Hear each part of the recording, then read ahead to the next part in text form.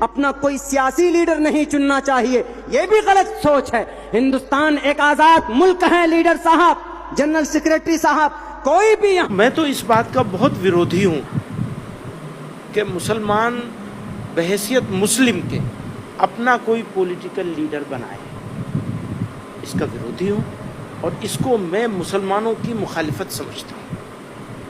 میں ان کو بہت اچھا آدمی مانتا ہوں، اسد الدین اویسی صاحب کو، لیکن یہاں پر میں ان سے بالکل ڈس ایگری کرتا ہوں کہ وہ مسلمانوں کے انڈین مسلمز کے پولیٹیکل لیڈر بننے کی کوشش کر رہے ہیں۔ اس کو ہم کامیاب ہونے نہیں دیں گے کسی کو، بالکل نہیں۔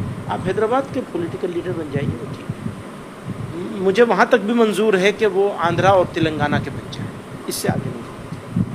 مہاراشٹر میں نہیں آنا چاہیے، بالکل نہیں آنا چاہیے۔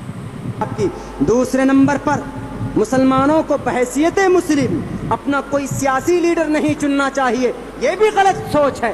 ہندوستان ایک آزاد ملک ہے لیڈر صاحب، جنرل سیکریٹری صاحب، کوئی بھی یہاں پر اپنا سیاسی لیڈر چن سکتا ہے۔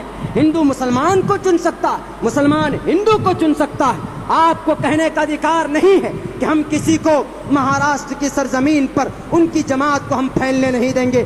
آپ کی زبان سے یہ بات شوبھا نہیں دیتا، ان کا اشارہ میں صاف لفظوں میں نام لیتا ہوں۔ ہماری شریعت کو بچانے کا کام سینہ تان کر پارلیمنٹ کے اندر اگر کوئی کھڑا تھا تو وہ مجلس اتحاد المسلمین کا وہ لیڈر اسد الدین اویسی تھا۔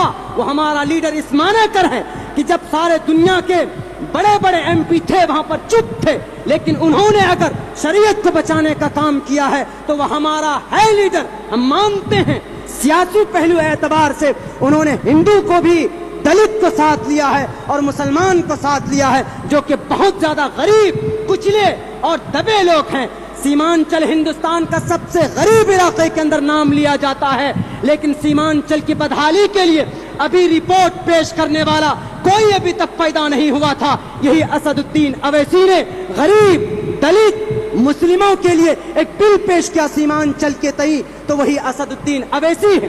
طلاق کے خلاف ہندوستان کی سمویدھان کو سامنے رکھتے ہوئے طلاق ایک سول قانون کو کرمنل ایکٹ میں ڈالنے والا وہ لوگ غدار ہیں جنہوں نے ہماری شریعت کی طرف، شریعت کو بدلنے کی بات کی۔ تنہا آواز بلند کرنے والے کہاں تھے آپ؟ کہاں تھے؟ مگرمچھ کے آنسو بعد میں بہاتے ہیں، معصوم بچیوں کا اپہرن کر لیا جاتا ہے، کبھی کبھی تو نہتھے لوگوں کی ہتیا کر دی جاتی، اس وقت آپ کہاں پر بیٹھے ہوئے ہوتے ہیں؟ بعد میں آتے ہیں آپ مگرمچھ کے آنسو بہانے کے لیے۔ کیوں نہیں ہندو مسلمانوں کو لے کر آپ فساد پیدا ہونے سے پہلے فساد کو کیوں نہیں روکنے کا کام کرتے ہیں؟ جب فساد ہو جاتا ہے تب آپ دورہ کرتے ہیں۔ ہم آپ کے سمجھوتے کی بالکل مخالفت کرتے ہیں۔ ہندوستان سیکولر ملک ہے۔ اگر اسد اویسی صاحب نے اگر دلت کے خلاف، دلت کے لیے ان کا حق لینے کی بات کی ہے تو ہم ان کے ساتھ ہیں، بلکہ کسی بھی مظلوم کی آواز کوئی بھی بندہ اگر اٹھاتا ہے، ہم اگر اٹھاتے ہیں تو ہمارا ساتھ ہونا چاہیے۔ آپ میں کوئی لیڈر اگر اٹھاتا ہے، آپ کے قریب کا اگر کوئی سیاسی لیڈر اٹھاتا ہے تو آپ کو ان کا ساتھ ہونا چاہیے، ان کا وروध نہیں کرنا چاہیے۔